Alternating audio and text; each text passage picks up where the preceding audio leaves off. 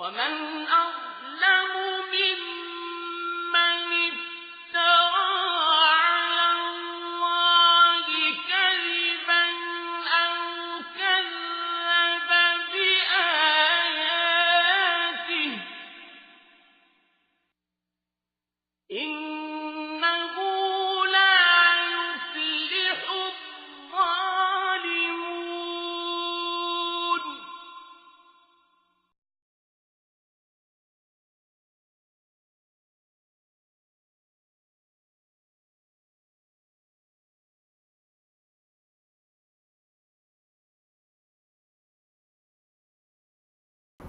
الحمد لله رب العالمين والصلاة والسلام على أشرف المرسلين سيدنا ونبينا ومولانا محمد وعلى آله وصحبه أجمعين وبعد. أعوذ بالله من الشيطان الرجيم. بسم الله الرحمن الرحيم. إن الذين يلحدون في آياتنا لا يخفون علينا وقال النبي صلى الله عليه وسلم الدین النصیحہ، دین بھلائی ہے. ہمارا ایک طویل سلسلہ ہے جس میں ایک شعبہ ہے قادیانی مغالطات. اب اس کا یہ 11واں مغالطہ ہے. اس کا عنوان ہے قادیانیت کا اپنے مرکزی شہر کا نام ربوہ رکھنا، اور اس میں کیا مغالطہ ہے اس کو ہم بیان کر رہے تھے، اور اس کی کچھ خطرناکی کو ہم بیان کر چکے کہ ان کی غرض صرف یہ تھی کہ حضرت عیسیٰ کے بارے میں جب قرآن حکیم میں یہ آیا وَآوَيْنَاهُمَا إِلَىٰ رَبْوَةٍ ذَاتِ قَرَارٍ وَمَعِينٍ، حضرت عیسیٰ اور ان کی والدہ محترمہ حضرت مریم عفیفہ طاہرہ مطہرہ کو ہم نے ایک اونچی جگہ پہ، جہاں پہ اچھا پانی تھا اور اونچی جگہ تھی، تو وہاں پہ ان کو پناہ دی. تو اب اس ربوے سے انہوں نے اس اپنے نئے شہر کا نام لیا، اور اس کی پوری تفصیل ہم بیان کر چکے ہیں. مگر دوسری طرف مسلمانوں کو اللہ تعالیٰ نے یہ امر سلجھا دیا کہ مستقبل میں دنیا پوری میں قرآن پڑھنے والے کہیں اس آیت کے اندر اس ربوے سے مراد قادیانی شہر نہ لیں. اس لیے ہمارے حضرت مولانا منظور احمد چنیوٹی رحمہ اللہ نے اس تحریک کا آغاز کر دیا کہ ربوہ کا نام تبدیل کرو. تو حضرت چنیوٹی نے اولاً یہ نام رکھنے کی، یعنی ربوہ نام رکھنے کی خطرناکی پر ایک پمفلٹ تحریر فرمایا، اور اسی پمفلٹ کو اخبارات میں، رسالوں میں اور اسٹیکرز کی شکل میں چھپا کر عوامی جلسوں میں، کانفرنسز میں تقسیم فرمایا، تاکہ اس قادیانی تحریف اور مغالطے کی سنگینی لوگوں پر واضح ہو سکے. اسی طرح شیخ منظور رحمہ اللہ نے امت مسلمہ کے خواص کے سامنے بھی اس امر کی اہمیت کو موضوع سخن بنایا. انہوں نے اپنے ایک مضمون میں ایک عجیب سبق آموز قصے کا ذکر فرمایا، اور وہ یوں کہ کالج کی ایک طالب علم نے جب میرے پمفلٹ کا مطالعہ کیا تو مجھے وہ کہنے لگا، مجھے تو اب تک یہی معلوم تھا کہ یہ ربوہ شہر جو پاکستان میں موجود ہے وَآوَيْنَاهُمَا إِلَىٰ رَبْوَةٍ، اور اس آیت سے لیا گیا ہے. اس کا کچھ تعلق اس ربوے کے ساتھ بھی ہے. اس لیے اس نے کہا کہ میں تو یہ سمجھتا رہا، بلکہ اس پہ فخر کرتا رہا کہ پاکستان کے ملک میں جو ایک شہر ربوہ ہے اس کا نام قرآن حکیم میں بھی موجود ہے. تو جب کسی طالب علم نے حضرت کو یہ بتایا تو یقیناً اس قادیانی مغالطے کی سنگینی حضرت پہ اور زیادہ واضح ہو گئی. پھر ان کو پتہ چلا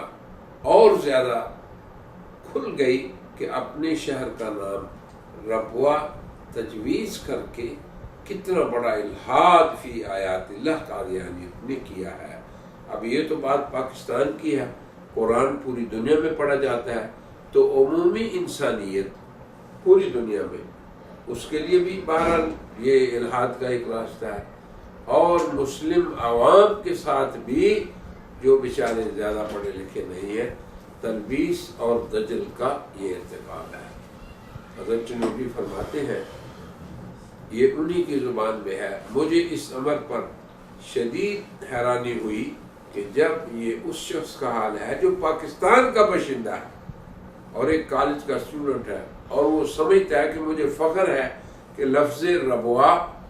قرآن میں ہے اور یہ شہر پاکستان میں ہے، تو ان لوگوں کا کیا حال ہوگا جو اس قادیانی شہر ربوا کے بارے میں کچھ علم نہیں رکھتے، انہیں خبر ہی نہیں کہ یہ ایک نیا شہر ہے اور قادیانیت کا مرکز ہے، خصوصاً جب قادیانی ذرائع ابلاغ عامہ پر قادیانی اینکرز، ان کے مبلغین و مربی اس شہر کا ذکر دور دراز افریقی ممالک یا مشرق بعید اور مغربی دنیا میں کرتے ہیں، تو وہ لوگ کیا سمجھتے ہوں گے کہ یہ ربوا وہی ربوا ہے جس کا آیت قرآنی میں ذکر ہوا ہے۔ اس لیے قادیانیت تو پورے افریقی ممالک اور انڈونیشیا میں بھی سرگرم ہے اپنے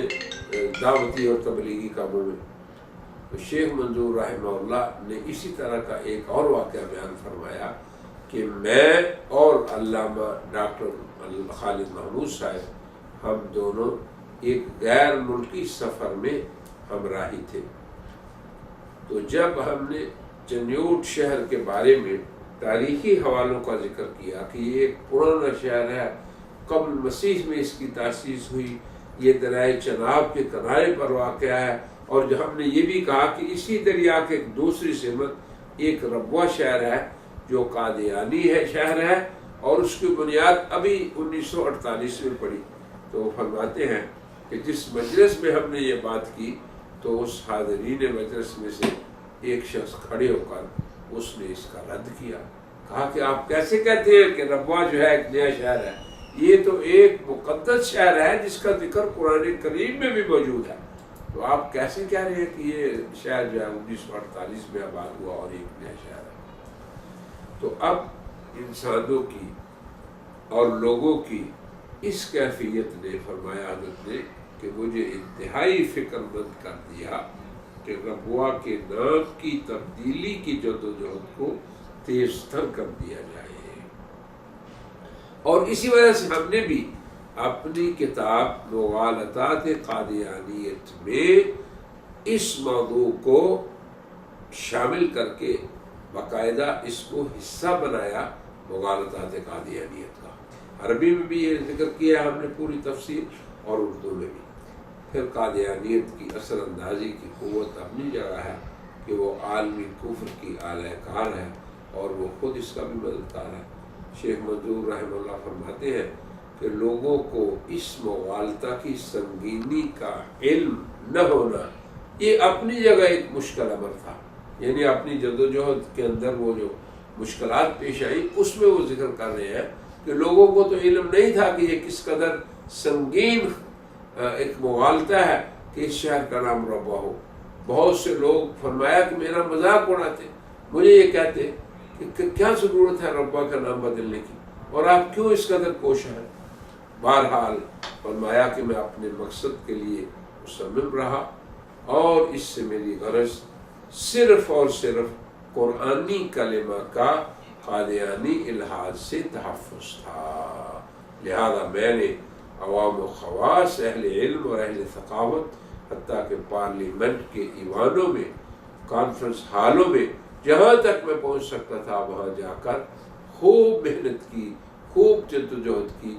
اور اہل فکر و نظر اور دینی حمیت رکھنے والے افراد کے قلوب میں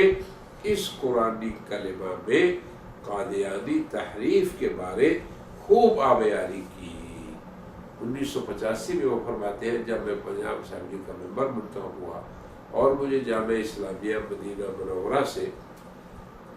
اسی جامعہ کے طلباء کو رد قادیانیت کا موضوع سکھانے کی پیشکش کی گئی تو میں عمرہ کی ادائیگی کے بعد مدینہ منورہ روانہ ہو گیا۔ اس وقت کے پاکستان کے صدر جنرل ضیاء الحق بھی وہی مدینہ منورہ میں تھے، تو مجھے ان کی اقامت گاہ پر ان سے ملنے کا موقع مل گیا۔ یہ اس وقت کی بات ہے جب انہوں نے ایک صدارتی آرڈیننس کے ذریعہ قادیانیت کے اسلامی شعائر کو اختیار کرنے پر پابندی عائد کر دی۔ انہیں اپنی تبلیغ سے روک دیا گیا اور قادیانیت کے ترجمہ قرآن کی اشاعت بھی بند کر دی تھی۔ اس وقت میں نے ان سے ملاقات کے دوران انہیں ربوہ کا قضیہ پیش کر دیا کہ یہ بھی ایک خطرناک دجل ہے قادیانیت کا کہ اس نے اپنے شہر کا نام ربوہ رکھا اور ان کا نبی مدعی مثیل مسیح ہے، تو اب یوں وہ لوگوں کو گمراہ کریں گے کہ یہ مسیح وہی ہے جس کا ذکر قرآن میں ربوے کے لفظ میں ہوا ہے۔ تو انہوں نے بڑی توجہ سے میری بات سنی، بہت اہتمام سے، اور پھر مجھے یہ کہا کہ اس شہر کا متبادل نام جو ہے وہ بھی آپ تجویز کریں۔ تو میں نے بعض ناموں کا ذکر کیا، مگر اصل مقصد میرا کسی مخصوص نام کی وجہ سے اس شہر کا نام رکھنا نہیں تھا، بلکہ اصل مقصد یہ تھا کہ اس شہر کا نام تبدیل ہو تاکہ لوگ قادیانی دجل اور تلبیس اور الحاد فی آیات اللہ سے محفوظ رہیں۔ تو جنرل ضیاء الحق نے میرے موقف کی تائید کی اور اس نام کی تبدیلی کو انہوں نے بھی ضروری سمجھا۔ ان کا کہنا تھا کہ آج تک کسی نے اس طرح میری توجہ نہیں دلائی، ورنہ اس آرڈیننس ہی میں اس کے نام کی تبدیلی آسانی سے ہو جاتی۔